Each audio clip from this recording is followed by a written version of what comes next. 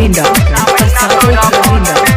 आप सुन रहे हैं झंझारपुर से मिथिला रिकॉर्डिंग स्टूडियो की शानदार प्रस्तुति। दिलियो मोबाइल छोड़ी उठा के हम कर जागे, कबो नहीं तू फोन करे तोरा किछो हर जागे। भैया के पैसा से रिचार्ज करबे छी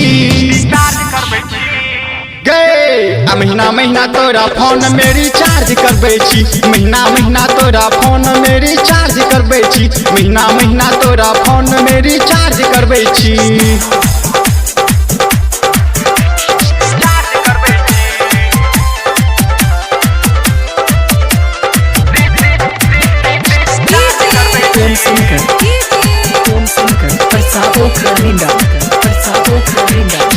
कर्जा वाला के गए बढ़े छे सुध गए, रोजे उठौ ना लगे ने छी दूध गए। हाँ हाँ कर्जा वाला के गए बढ़े छे सुध गए, रोजे उठौ ना लगे ने छी दूध गए। कर मत कर इंतजार करे छी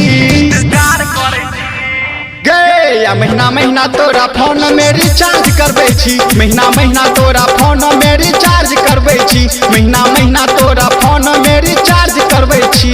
अभी आप सुन रहे हैं झंझारपुर से मिथिला रिकॉर्डिंग स्टूडियो की शानदार प्रस्तुति।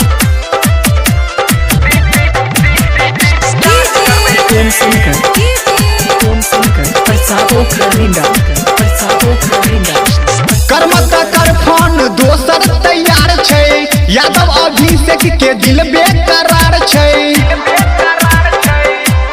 हाँ हाँ कर मत कर फोन दोसर तैयार छे, यादव अभिषेक के दिल बेकरार छे। राजू रंग रसिया से तू प्यार करे छी